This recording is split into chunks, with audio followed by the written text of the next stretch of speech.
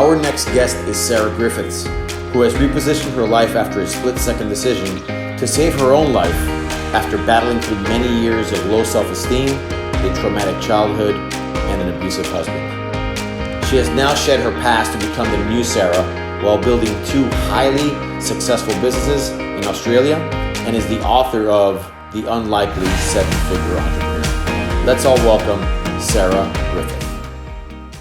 So Sarah, I really appreciate the time. You know, it's 8:30 p.m. Here in the United States. It's 8:30 in the morning in Australia. A sincere appreciation for your time, the most finite of resources. A woman who in my book is a warrior. A woman who in my book has persevered, and not only persevered and maintained her life at a level that would be consistent with many lives. You've gone above and beyond that.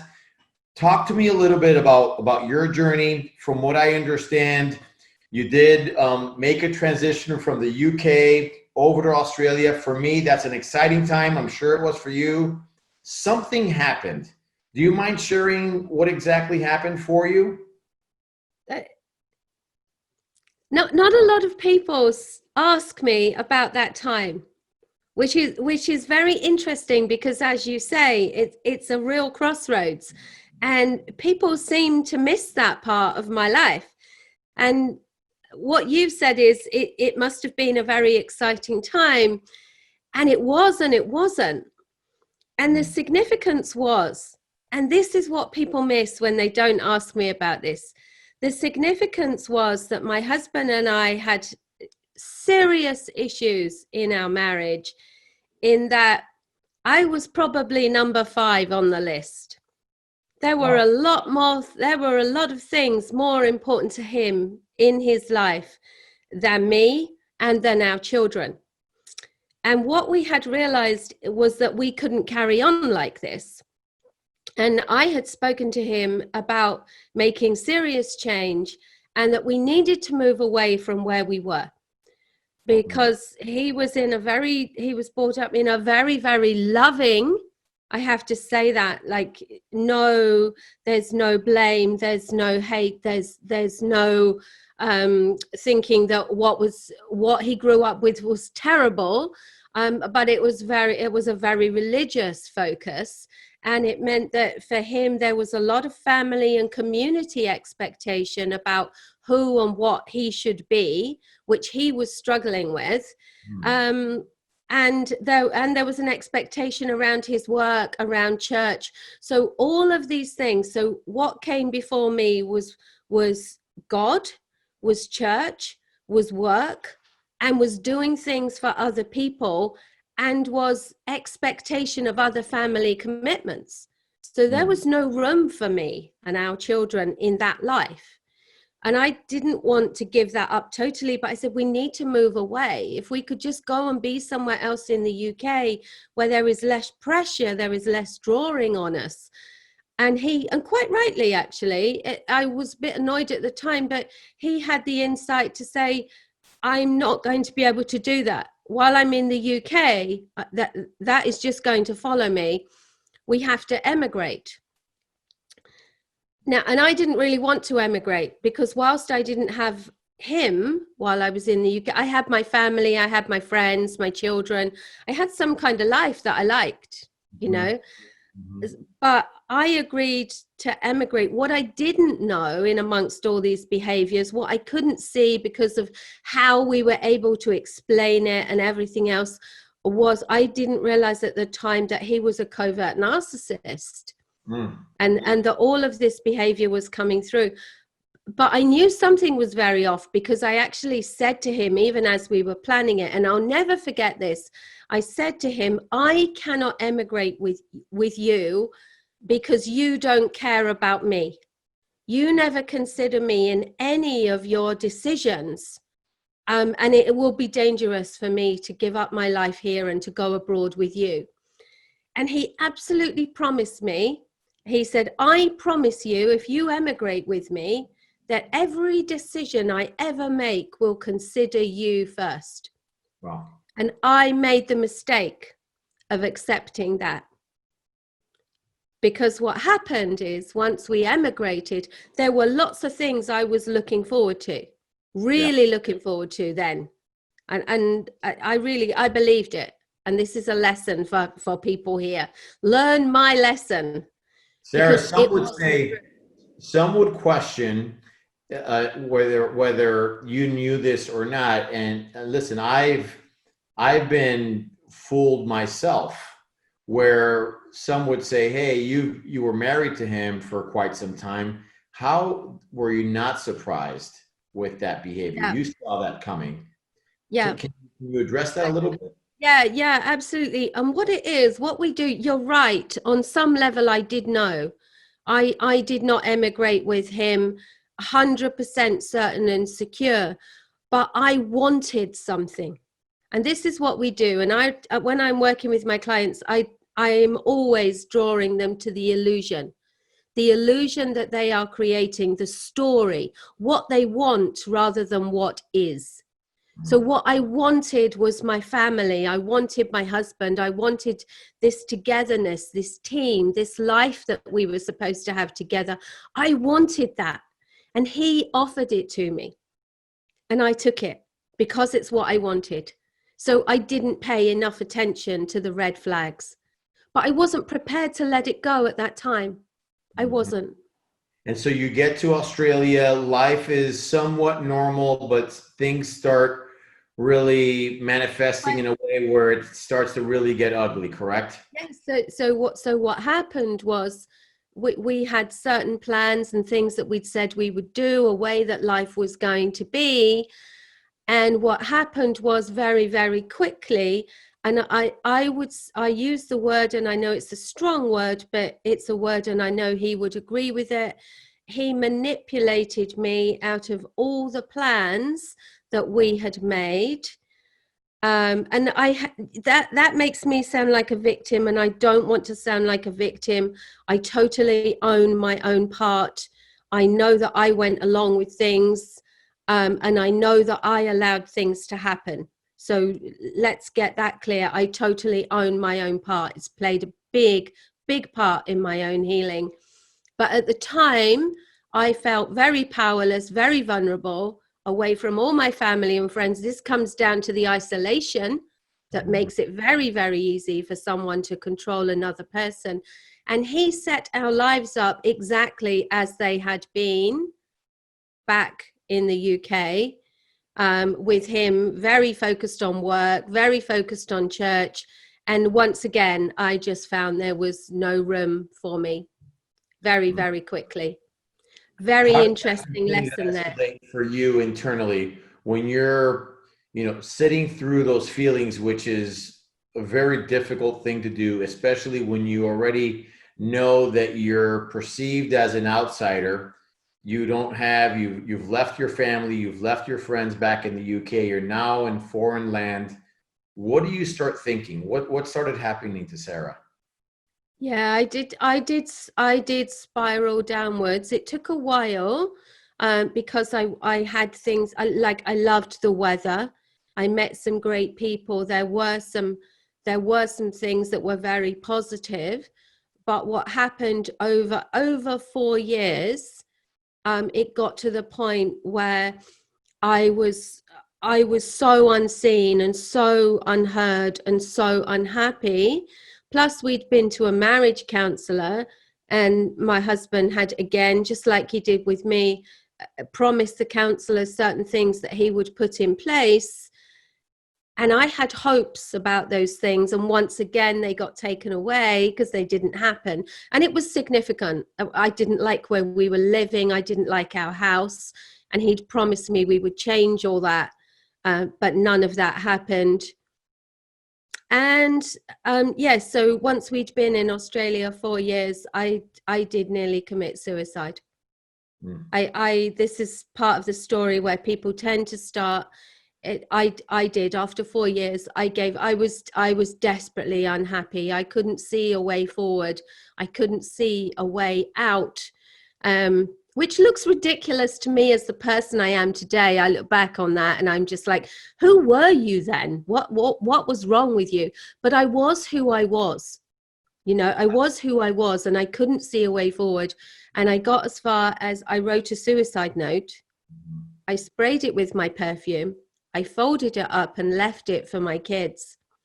And I went out with every intention of driving at speed into a tree, because that is how I had decided I was going to kill myself. And I was actually in that act. I was in that act where out of nowhere, my boys were 14 at the time, out of nowhere, something came into my head and said to me, if you do this, your boys will never recover. And in that split second, I don't know why that hadn't occurred to me before. It just shows you how messed up I was. In that split second, I swerved my car and I missed that tree. And that was my pivotal moment. That's where everything changed. Well, the world is a better place because of that swerve, right? Thank you. You can tell all this time on, I will never stop being emotional about that, because it was amazing. That's the reality. That's the reality of the matter. And I can kind of share and even go back to my epiphany when I was, I was so sick that I was asked to leave the city, the state, and go to another state where it was very traditional, old school institution, almost incarceration. And I was there for an extended stay, and I was there for 7 months. And I remember at or around the third week, and I said, enough. I can replay that same conversation. I would wake up every morning with this anxiety that no medication can control. Mm-hmm. I remember saying the only path towards getting out of your head and out of yourself is by literally approaching recovery like if your life depended on it, because it did. It does, absolutely. I was that sick. And so I can relate to not the same, but similar situation where you have that epiphany where you say, that's the moment where I can go back and say, that's when my life changed. Yeah. And the story today, I can communicate it at a, pretty fluid, and it's, I have some details and it doesn't bother me, but it took me a while to get here. And I see it with you, and I've seen some of your speeches where you still cry. Yeah. Because it is a part of you. And despite the fact that it has somewhat of a tragic feel to it, it's a beautiful thing, because I want to talk about your recovery now, right? Yeah, and all the great things that you're doing.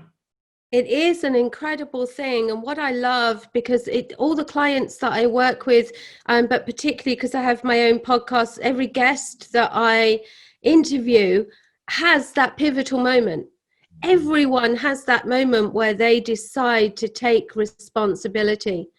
So when I'm working with people who have extreme mental illnesses, depression, anxiety, they've been diagnosed with bipolar, which is often wrong, complex post-traumatic stress disorder, which our medical system tends to tell them they can never recover from.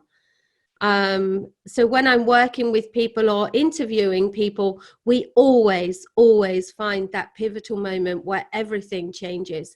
And it is beautiful, because you just know that someone's life either changed at that moment if they're telling you about it, or when it happens, when you're working with someone, I'm able to say, this is where everything changes. Now I know you're going to be okay. Excellent. And it's not that we have all the details. It's not that we know how we're going to move forward. We just know that we are. We often hear from a clinical standpoint, from a clinical lens, how it takes years of therapy to overcome a traumatic event. I've most recently been reading of a lot of therapists, clinical psychologists who can do it in shorter time, a lot shorter time. You have a program that essentially helps improve post-traumatic stress disorder in as little as 12 weeks. Talk to me a little bit about your plan, how you structured it, the results that you've seen from it. Yeah, and it doesn't even take 12 weeks. People see a massive shift in their first session. So what we have to understand, for me, the traditional approach to mental health, talk therapy, psychotherapy, psychology, I'm not dissing those things. They are great for some things, for when people need guidance, they need direction, they need clarity. Fantastic. But when we are looking at depression, anxiety, bipolar, multiple personality disorder, complex post-traumatic stress, that sort of thing, we are talking about something that happened in childhood. Most of these things are related to unmet childhood needs that involved sustained and continuous abuse, whether it was mental, physical, sexual, a combination of those things. And it's unmet childhood needs. And very often it's children of alcoholics.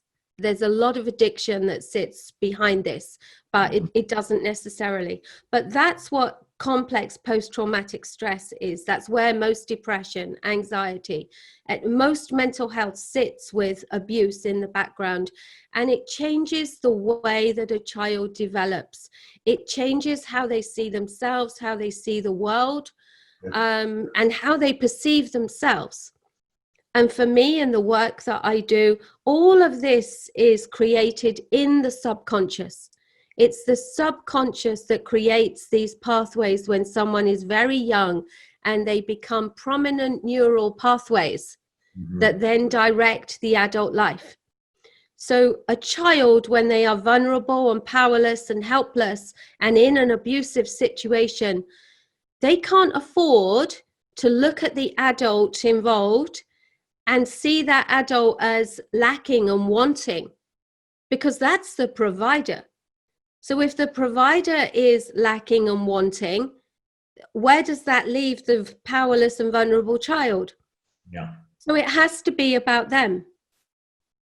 You know, I've made an attempt, and listen, for the longest time, I tried to self-diagnose what it is that I had, right? I think we all do that to a certain degree, and a lot of us are unsuccessful in diagnosing our own problems.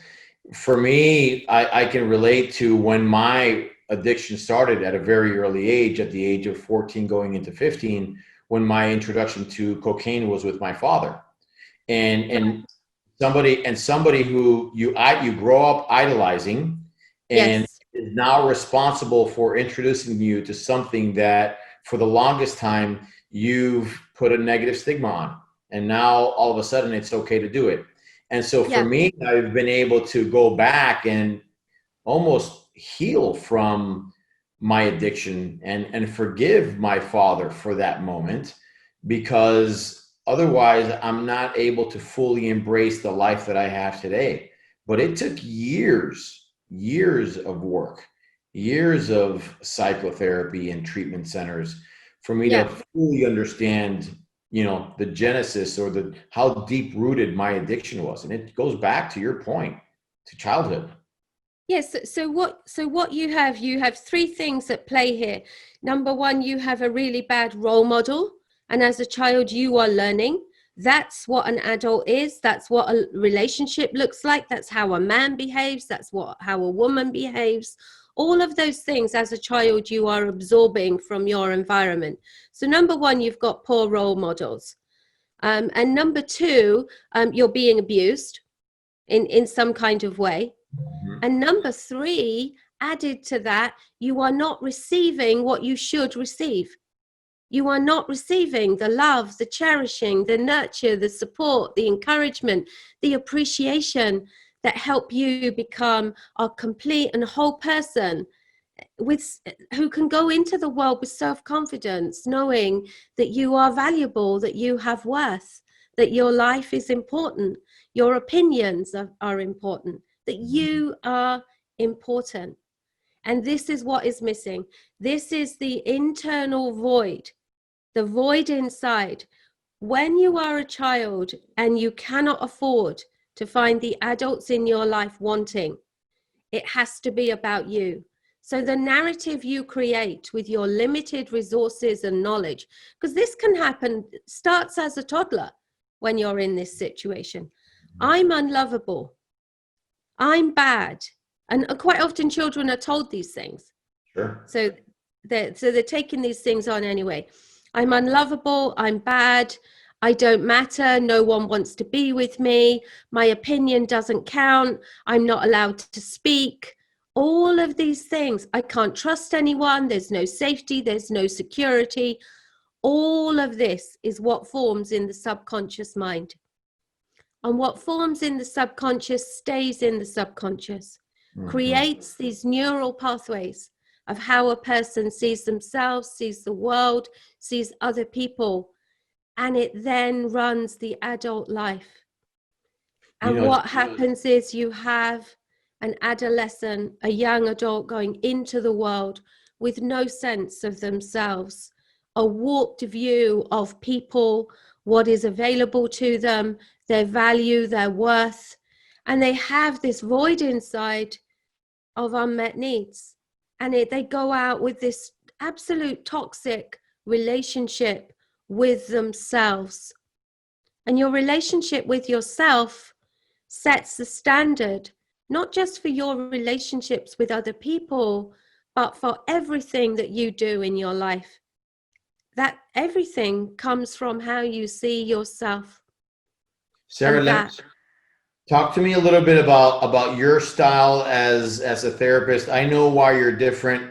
Some of the listeners may not know why it is that, what makes you different from the other therapists. How would you answer that question? Yeah, so there's a couple of things. Number one, it's I've been there. That makes a huge difference. Everyone who works with me says it makes a huge difference to work with someone who has been through so much and been on that recovery journey. But the big thing for me is my approach and my understanding.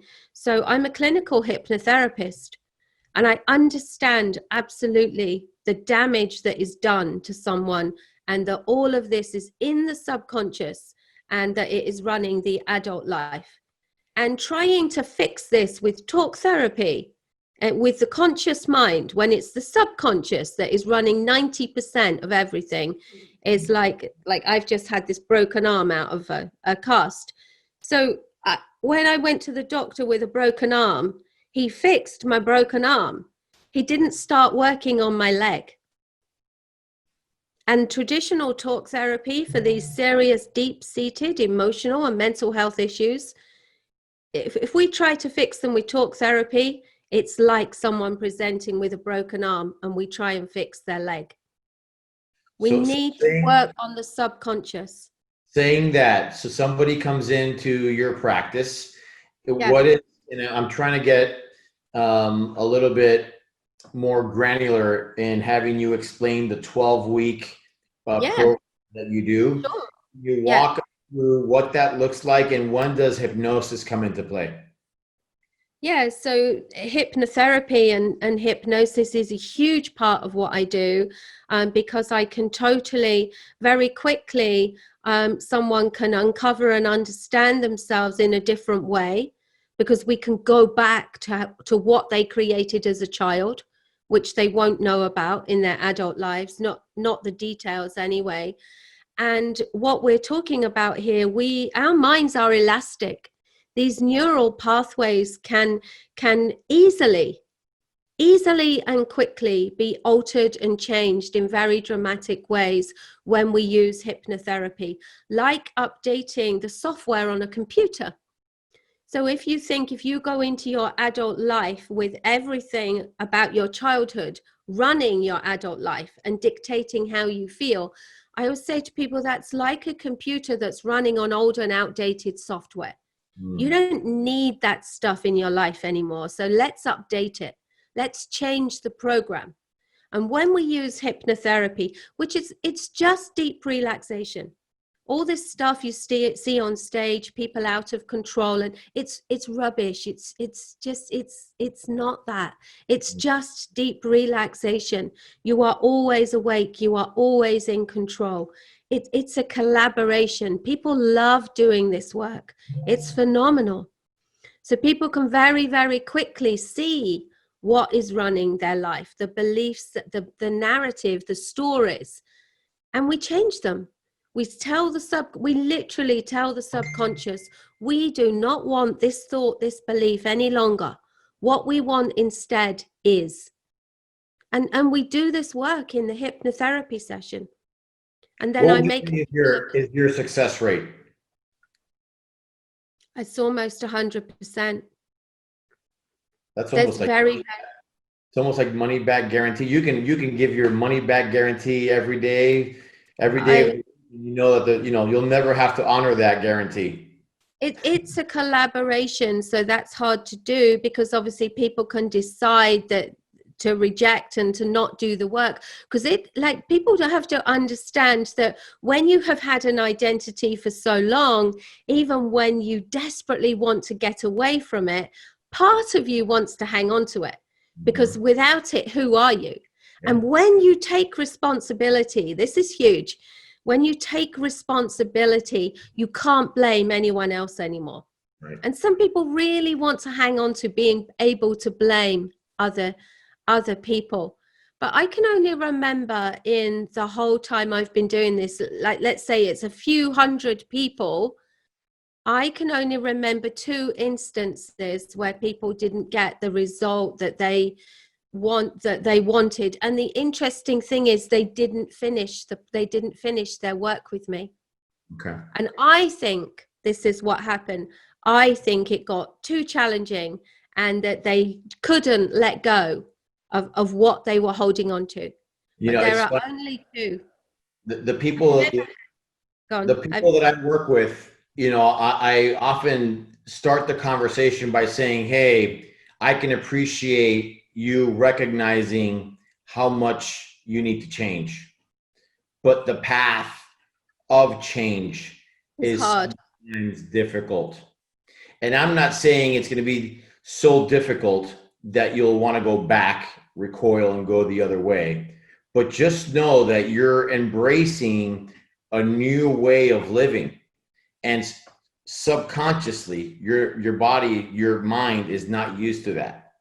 And as an addict, for me, self-medicating, moving past your feelings, now the fact that I have to sit with my feelings without any foreign substances, that's painful. A lot of people don't know how to do that, especially after 10, 15, 25 years of addiction.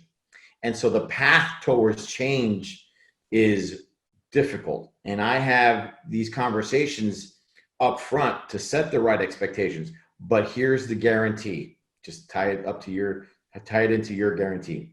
What comes out on the other end is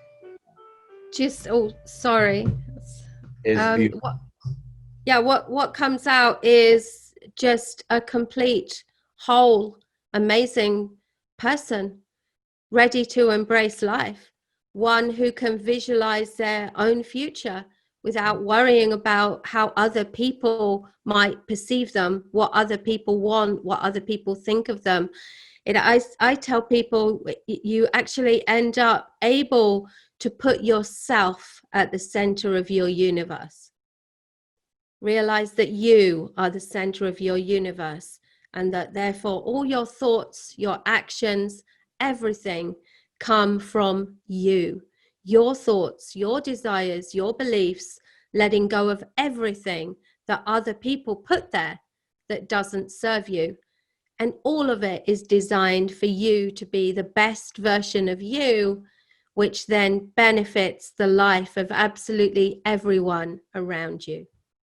Sarah, I am a student of leadership and personal development. There's things that I'm working on as a professional, as a father, as a person. What are some things that you're working on that, you've identified need to change? My big passion at the moment, aside from my individual clients, is our health system, our approach to mental health. It's completely wrong. Most of the people that come to me have been in therapy for between 10 and 40 years. I'm actually working with a lady at the moment who had 60 years of therapy. and they discover within a few sessions that they can get these huge shifts and changes.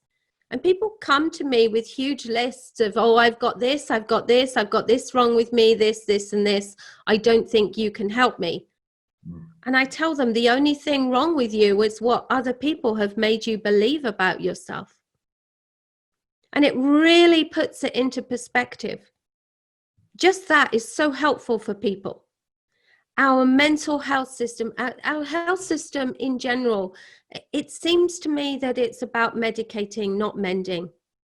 And we have made huge strides in understanding the mind, how the mind works, how the connection between the mind and body, that everything physical heals up when we heal our emotional distress, all of these things. And yet that is not translating into our health system. And aside from the desperate waste of money and resources, it's people's time. People's lives are being wasted, stuck with these conditions that they don't need to have, in years and years of endless therapy that they themselves look back on and go, my goodness me, it's 10 years later and I'm still having the same conversations. Why do we allow that? Why does our system just... If you were doing something for yourself and after 6 months you hadn't made any progress, you'd look at it and say, I need to do this differently. I'm not getting a result here. Clearly I'm doing this wrong. And yet we have a system that allows people to just spend their whole life on disability, on medication, in therapy that is ineffective. It's completely wrong. And there's no need for it. And luckily, there are more and more holistic therapists like myself that are coming through, that are learning how to help people in a different way. And we are becoming a voice. And I don't know, but at some point, change, big change has to happen. And if I can just be a small part of that, then I will have done my job. Beautiful. Sarah, where can the listeners find you? Where can they find more information on the 12-week PTSD program that you offer? Is there a website? Is there a YouTube channel? Educate the listeners. The best place is actually my website. They can access everything from there. So my website is sallyg.com. So that's just the name Sally, the letter G.com.